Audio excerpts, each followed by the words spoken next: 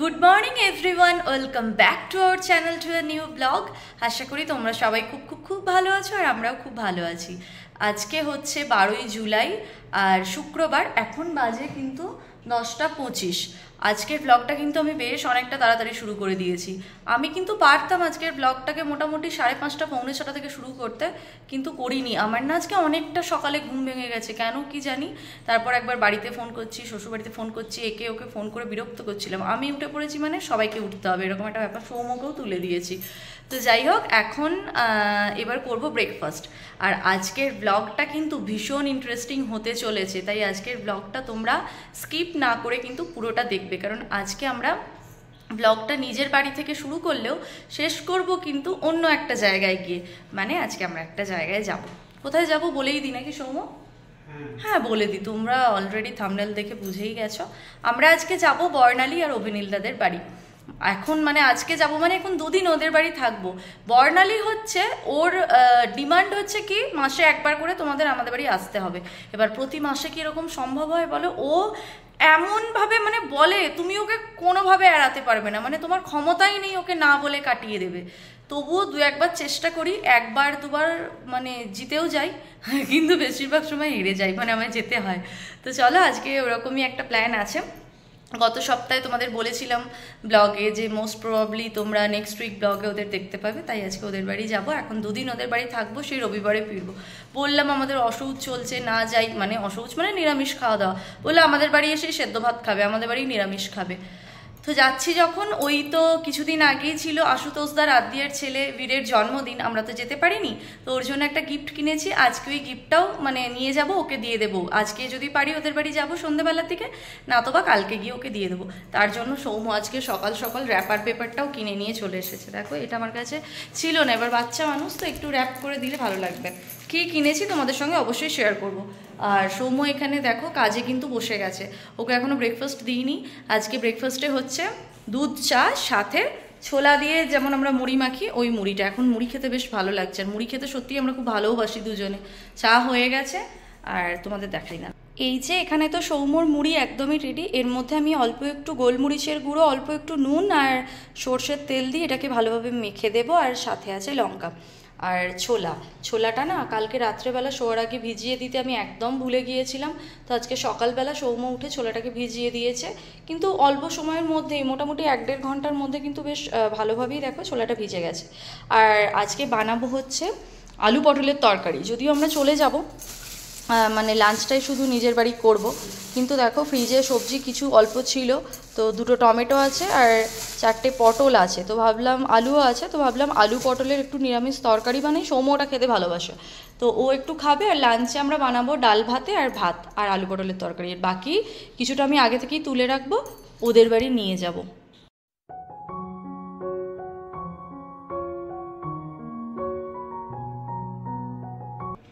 এখানে তো সৌম্যকে ব্রেকফাস্ট দেওয়া হয়ে গেছে। তোমাদের চলো একবার ঝটপট ব্যালকানিটা দেখিয়ে দিই, গাছগুলো কত সুন্দর লাগছে। বাপরে কি আওয়াজ দেখো, এত এখানে বিল্ডিংয়ের কাজ হচ্ছে, কি যে আওয়াজ। আর আজকে একটু রোদ উঠেছে। গতকাল এই জামা কাপড় কেচেছি, দেখো একটাও শুকোয়নি, একটু মোটা মোটা তো ওই জন্য শুকোয়নি। দুদিন আবার গাছগুলোকে দেখতে পাবো না। যাই হোক, আজকে একটু ভালো করে জল দিয়ে দেবো, যেন মাটিগুলো খুঁড়ে জল দিয়ে দেবো, কারণ এই যে রোদ পায় না ওই কারণে। বোগানভলিয়ার ফুল এবার একটু কমে আসছে, অনেক হলো। এই মানি প্ল্যান্ট গাছটাও আমি আজকে বাইরে বের করে দিলাম, কারণ থাকবো না তো, ঘরের মধ্যে থাকবে, যদি মরে টরে যায়। আর কি হয়েছে জানো, মেঘনা ফুডসে খেতে গিয়ে যে গাছটা আমি চেয়ে নিয়ে এসেছিলাম, যে কারণে আমি সেরামিকের পটটা কিনলাম, গাছটা সৌম্য এত আমাকে বকলো না, বলছে যে তুমি ওরকমভাবে খেতে গিয়ে গাছ চেয়ে এনেছো। তাই ওর নজরে আমার গাছটা মরে গেছে জানো, গোড়া পচে মরে গেল। কি হলো বুঝতে পারলাম না আমি, ওই জন্য ওই পটটা কিনে এনেছি, কি ফেলে দেবো, ওই জন্য এই যে ব্ল্যাক মানি প্ল্যান্টটা, এটা জলে বসানো ছিল, ওটাকে আমি এর মধ্যে বসিয়ে দিয়েছি সুন্দর করে। আর এই যে পিছনে টমেটো গাছটা, আর এগুলো তো খুব সুন্দরই আছে, তবে গন্ধরাজের কুঁড়িটা বড়ই হচ্ছে না আর ফুটছেও না, কি ব্যাপার কি জানি। তবে এই 3টে কিন্তু দারুণ ফুটেছে, দেখো খুব ভালো লাগছে। আর এই যে উচ্ছেটাকে তো আমি তুলিনি, উচ্ছেটা থাক, সৌম্য বলছিল আজকে তুলে দাও খেয়ে নেব। আমি বললাম না থাক, উচ্ছেটা থাক, এসে তোমাকে একদিন সেদ্ধ করে দেবো। একটা এতটুকু উচ্ছে দিয়ে কি করবো বলো তো, ওকে সেদ্ধ করে দেবো, ও খেয়ে নেবে। ঘড়ির কাঁটা তো এখন 11:30 বাজার দিকে ছুটেই চলেছে। আর আমার তো বললামই সকাল থেকে উঠে অনেক কাজই হয়ে গেছে, বিছানা ক্লিনিং হয়েছে, অনেক কাজ মোটেও হয়নি। যাই হোক, এবার আমি রান্না বসাবো। আগে নিরামিষ তরকারিটা করে নিয়ে তারপর ভাতটা বানাবো, কারণ ভাত আর ডাল ভাতে তো, তাই ওটা একটু গরম গরম না খেলে ওটা খেতে পারা যাবে না। আর এখানে আমি ভাতের চালটাও কিন্তু ভিজিয়ে দিয়েছি যাতে তাড়াতাড়ি হয়ে যায়। আগে তরকারিটা বানিয়ে নিই চলো। আর তারপর আবার আমার এখনও প্যাকিং হয়নি জানো, মানে যা হোক জামা কাপড় তো নিয়ে যাবো, কিচ্ছু করা হয়নি, সমস্ত কিছু করতে হবে, অনেক কাজ। এখানে আমার আলু পটল সমস্ত কিছু কাটাকাটি হয়ে গেছে। এই যে পটলগুলো আমি ধুয়েও নিয়েছি। আর আলুগুলোকে দেখো বাইরে থেকে দেখে বোঝা যায় না, এত সুন্দর লাগে। আর ভেতরে দেখো এরকম কালো কালো দাগ থাকে, তাই এরকম কেটে কেটে বাদ দিতে হয়। আমাদের প্রত্যেকের জীবনে এরকম মানুষও থাকে যার ওপরটা এরকম দেখবে কি সুন্দর চকচকে পলিশড, আর ভেতরটা দেখবে এরকম কালো, তাই এরকমভাবে মানে খেঁকো করে কেটে তাদের একটু বাদ দিয়ে দিতে হয়, না হলে গোটা আলুটাই পচে যায়। তাই পচা অংশটা বাদ দিয়ে দাও, তারপরে দেখবে আলুটা খাওয়া যাবে। যাই হোক, ফ্রিতে জ্ঞান দিয়ে ফেললাম। আর এখানে সর্ষের তেলটা আমি গরম করতে বসিয়ে দিয়েছি। অনেক কাজ অনেক কাজ। জামা কাপড়গুলো সমস্ত এখন মানে যেগুলো কালকে কেচেছিলাম শুকিয়ে গেছে, ওগুলোকে ঠিকঠাকভাবে ভাঁজ করে জায়গায় রাখতে হবে, ব্যাগ গুছোতে হবে। সৌম্য স্নান করে জামা কাপড় ভিজিয়ে রেখেছে, ওগুলোকে কেচে মেলতে হবে। তো চলো টুকটুক করে তোমাদের আমি দেখাতে থাকছি কি করছি না করছি। আর অবশ্যই গিফটও দেখাবো, দাঁড়াও। পটলগুলো লাল লাল করে ভাজা হয়ে গেছে। পটল একটু লাল লাল করে না ভাজলে না একটা কীরকম গন্ধ বেরোয়, দেখবে একদম ভালো লাগে না। আর নিরামিষ আলু পটল তো আমার খুব একটা ভালো লাগে না, সৌম্যর জন্য বানাতে হয়। আর আমি ওদের বলেছিলাম আমি এটা ভালো বানাই, তো বর্ণালী বলছে কী করে জানবো, কোনো দিন তো এটা খাওয়াওনি, তাই ভাবলাম বানাই। একেবারে পুরোটা তো ও একা খেতে পারবে না, ওদের জন্য আগে তুলে রাখবো, বাকিটা সৌম্যকে খাইয়ে নিয়ে চলে যাব, ওদেরও খাওয়া হয়ে যাবে। আলুগুলো এখন ভাজতে দিলাম। আর সমস্ত জামা কাপড়গুলো কিন্তু এই যে শুকিয়ে গেছে। আজকে সকালবেলার রোদটা বেশ ভালো চড়া রোদ ছিল, তাই শুকিয়ে গেছে। এখন এগুলো সমস্ত আমাকে ভাঁজ করতে হবে।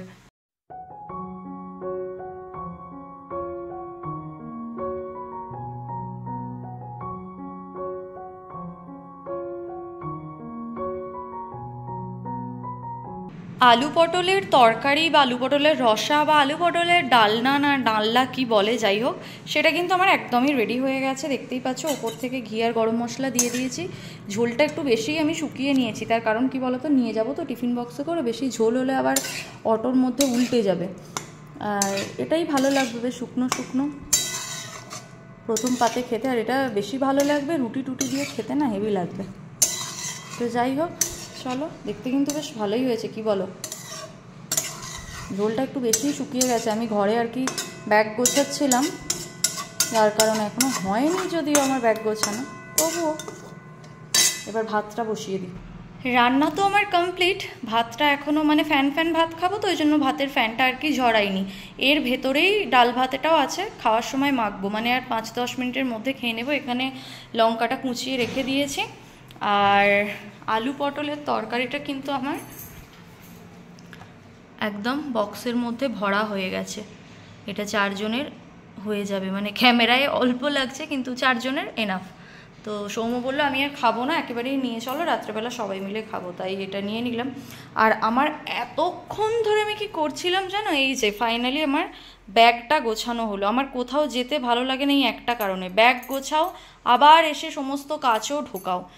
আমার প্রায় 1 ঘন্টার ওপর গেল এই সাদা লেগিংসটাকে খুঁজতে, জানো কোথায় যে আমি গুছিয়ে ঢুকিয়ে রেখেছি আমি নিজেই জানি না। আমার মা আমাকে একটা কথা বলে, অতি বড় গুছুনি হওয়া ভালো নয়, মানে বেশি গুছিয়ে রাখা না ভালো নয়। আমি আজকে সেটাই বুঝতে পারলাম, সত্যি অত্যধিক আমি গুছিয়ে ফেলি, তো ওই জন্য আমার এই অবস্থা।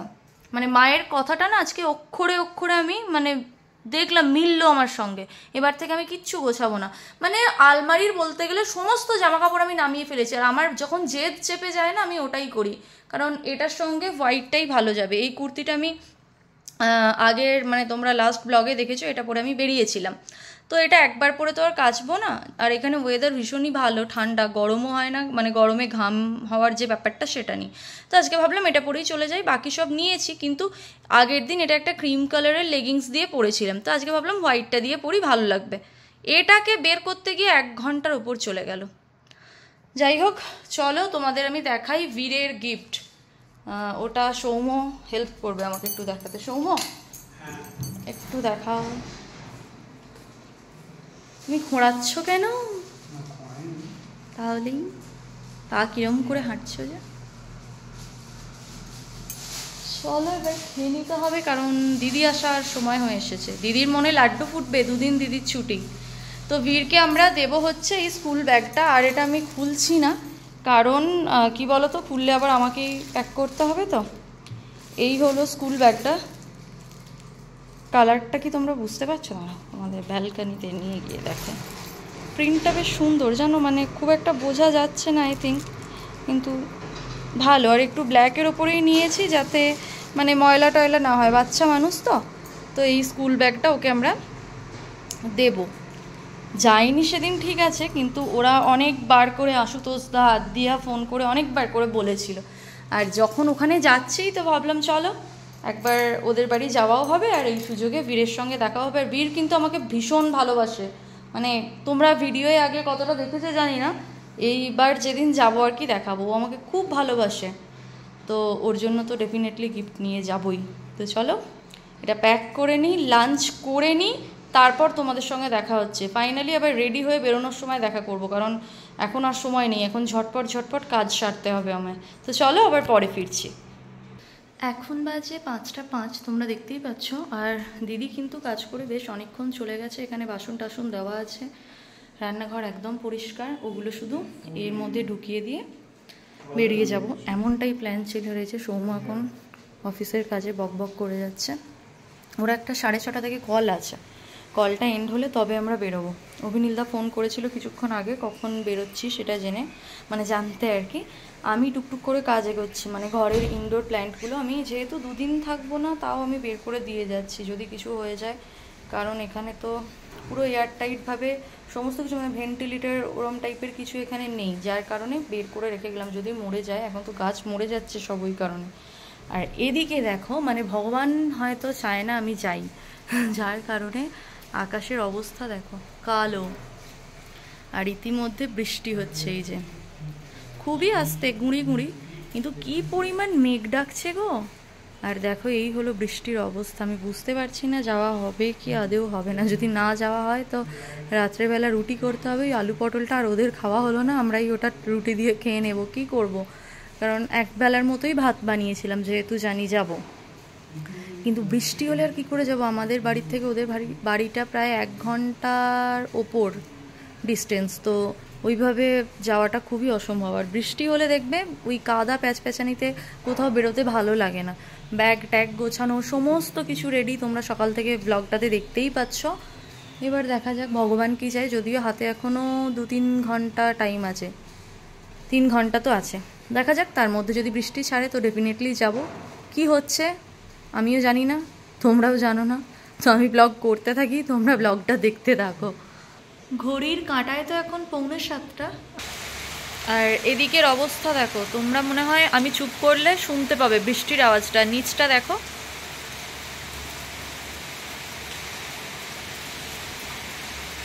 মুষলধারে হচ্ছে বৃষ্টি। মানে এই কদিন না বিকেলের দিকে টুকটাক বৃষ্টি হচ্ছিল না বলবো না, টুকটাক হচ্ছিল ছেড়ে যাচ্ছিল, কিন্তু আজকে একদম মানে ঝেঁপে বৃষ্টি যেটাকে বলে না, দেখো আওয়াজটা শুনে পুরো ঝেঁপে বৃষ্টি হচ্ছে। আর আমি কিন্তু পুরো রেডি হয়ে গেছি, আমি দেখাচ্ছি তোমাদের, দাঁড়াও। তো এই যে বাজে 6:45, তোমাদের তো দেখালামই। আর দেখো আমি কিন্তু একদম রেডি। চুলটা এই ওয়েদারের জন্য একটুও ভালো শুকোয়নি, আর ফ্যানটা তো খুব জোরে চালাতে পারছি না কারণ ঠান্ডা লাগছে। কিন্তু এই রেডি হওয়ার পরেও মনে হচ্ছে আমার যাওয়াটা হবে না, মানে জানি না কপালে কি আছে, মনে হচ্ছে যাওয়া হবে না। এই বৃষ্টির মধ্যে যেতেও ভালো লাগে না। তো দেখি একবার বর্ণালীকে ফোন করে একটু কথা বলি, কারণ ও রেগে যাবে, ও বলবে না আসতেই হবে। কিন্তু বলো এই বৃষ্টির মধ্যে নিচে নামবো, ওলা বা উবের বুক করব, তারপর ওদের জন্য একটু খাবার নেবো আর কি, মানে শুধু তো এই তরকারি নিয়ে কারোর বাড়ি যাওয়া যায় না, একটু কিছু পেস্ট্রি নেব, ওগুলো করতে গিয়ে পুরোই ভিজে যাব, কারণ খুবই জোরে হচ্ছে বৃষ্টি। টিপটিপ হলেও কথা ছিল। তো দেখি ওকে ফোন করে বলি, ও কি বলে দেখি। হাতে এখনও টাইম আছে 1 ঘন্টা মতো, যদি ছাড়ে যাব, যদি না ছাড়ে তো পটল আলুটা আমাদেরই খেতে হবে। তো চলো কি হচ্ছে না হচ্ছে তোমরা দেখো। আমিও জানি না আমি যাব কি যাব না, আর তোমরাও জানো না কি হবে। তো চলো যেটাই হবে একসঙ্গে দেখবো। প্রায় তো 8:30 বাজছে, আর সৌম্যর কলটা শেষ হলো এই 8:05 এরকম টাইমে। আর দেখো বাইরে কি প্রচণ্ড পরিমাণ বৃষ্টি হয়েছে, মানে এই জায়গাগুলো কতটা বুঝতে পারছো আমি জানি না, সাদার ওপর জল তো খুব একটা মেবি বোঝা যাচ্ছে না। এই জায়গাগুলো পুরো দেখো জল এসে একদম ভিজে গেছে, ভালো জোরে, মানে বেশ অনেক দিন পর এরকম আমাদের এদিকে বৃষ্টি হলো। হয় টুকটাক 2-4 মিনিট ছেড়ে যায়, আমরা এখনও বেরোতে পারিনি। তো বর্ণালী, অভিনীলদা ওরা বেরিয়েছে একটু, তো ওদের আসতে তো অনেকটাই টাইম লাগবে, ওরা একটু বেরিয়েছে মেবি কোনো কাজে বা ঘুরতে। তো ওরা, আমরা যাবো নাই বলে দিয়েছিলাম, তো ওরা বললো কি না দাঁড়াও আমি তোমাদের ফ্রন্ট ক্যামেরা করে বলি। তো যেটা বলছিলাম, আমরা তো যাবো নাই বলে দিয়েছিলাম, তো এবার বর্ণালী বলছে না তোমাদের জন্য রান্না করেছি তোমরা এসো। আমি বলছি সে তো আমিও তোমার জন্য একটা রান্না করেছি তোমাদের জন্য আর কি, কিন্তু কিভাবে যাব বলো এই বৃষ্টির মধ্যে? ক্যাবে যাও, অটোয় যাও, যাতেই যাও না কেন, আর ক্যাবে এখান থেকে মানে এই বৃষ্টি হলে আর এই রাত্রেবেলা অত্যধিক ভাড়া দেখায়, 950 টাকা ভাড়া দেখাচ্ছে, যেটা দিনের বেলা খুব বেশি হলে 500 থেকে 600 টাকা ভাড়া। তো না বললাম, এবার ওরা যেহেতু বেরিয়েছে ওরা বললো কি আমরা ওদিকেই যাচ্ছি, ওই শারজাপুর নাকি একটা জায়গা আছে আমি ঠিক জানি না, তো আমরা আসছি, তাহলে তোমরা এসো, মানে তোমাদের আনতে যাব। এবার আমরা তো বৃষ্টির কারণে নিজেরাও বেরোতে পারিনি, তো সৌম্যকে এখন পাঠালাম দোকানে একটু পেস্ট্রি আনতে। আমরা ওয়েট করছি, আমাদের সব কিছুই হয়ে গেছে, সৌম্য ওটা নিয়ে আসুক, আর ওরা এলেই আমরা বেরিয়ে যাবো। আমি ওকে বললাম যে ছাড়ো, সামনের সপ্তাহে তো ধরো অলির অন্নপ্রাশন, আমরা তো যাবই, কিন্তু ও শুনবে না। ও যেহেতু বলেছে আমাদের যেতে হবে, তার মানে যেতেই হবে। মানে কি বলো তো, ভালো লাগে, কারণ এখানে তো ধরো আমাদের ওই বন্ধু বান্ধব ছাড়া মানে নিজের বলতে সেরকম কেউই নেই। তো আমি এখানে এসে রাত কাটিয়েছি অন্য কোথাও গিয়ে বলতে বর্ণালীদের বাড়ি, ওদের যখন আগের ফ্ল্যাট ছিল সেখানেও আমরা গিয়ে 2বার থেকেছি, 2বার না 1বার ঠিক মনে করতে পারছি না, মনে হচ্ছে 2বার।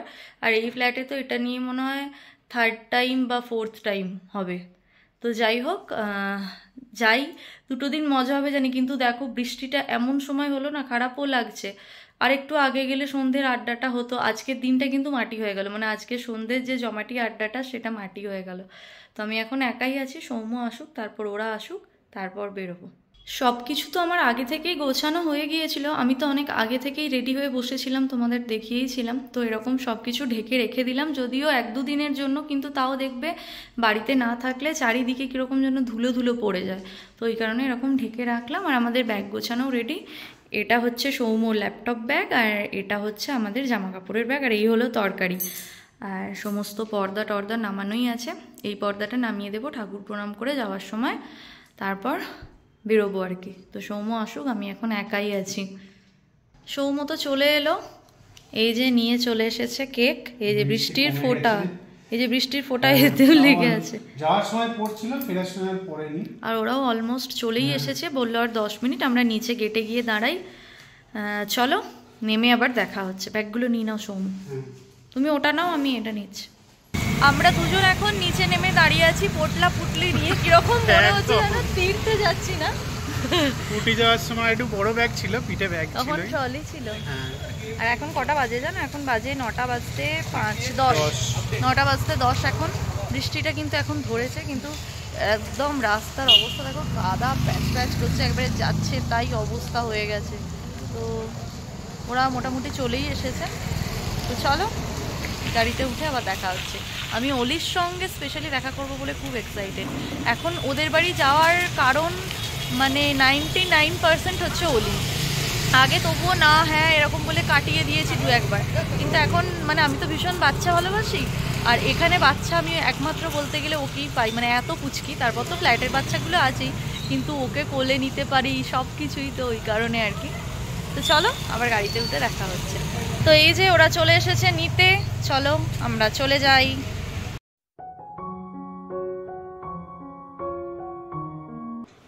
ওলি একটুখানি হাসিও তো দেখি, ওলি বাবলি হাসু হচ্ছে, একা একা খেলু। হ্যাঁ তো দেখো কত বড় হয়ে গেছে, কিরকম একা একা খেলছে আর হাসছে। ওলি ওলি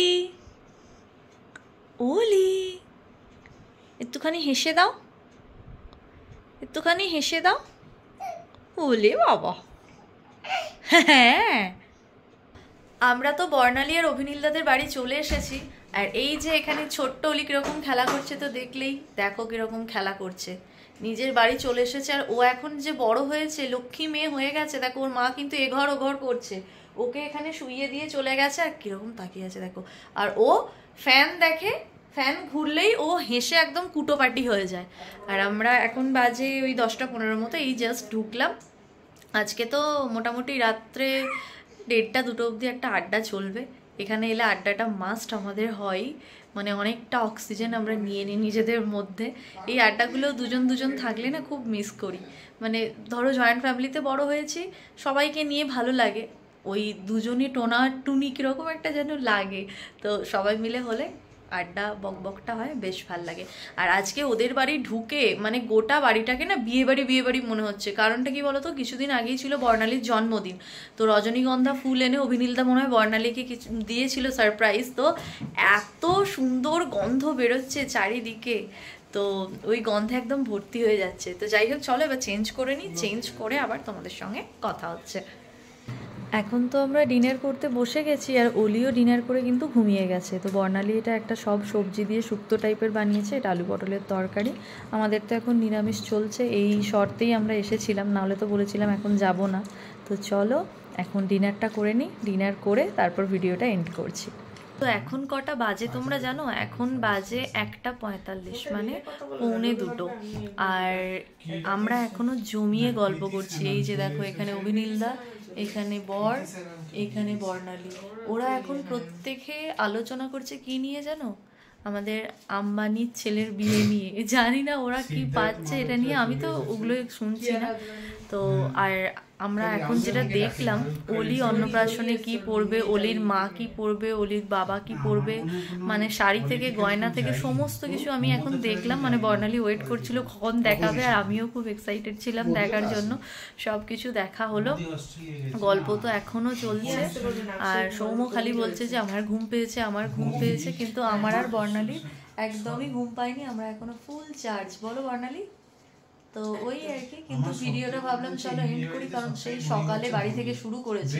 তো চলো আজকের ভিডিওটা এতটাই থাকলো। আজকের ভিডিওটা যদি তোমাদের ভালো লেগে থাকে তাহলে অবশ্যই করে একটা লাইক করো, কমেন্ট করো। আমার চ্যানেলে নতুন হয়ে থাকলে আমার চ্যানেলটাকে এক্ষুনি সাবস্ক্রাইব করে দাও। আপকামিং ভিডিওগুলো কিন্তু খুবই ইন্টারেস্টিং হতে চলেছে, কারণ ব্যাঙ্গালোরে আমাদের প্রথম নেমন্তন্ন অলির অন্নপ্রাশন।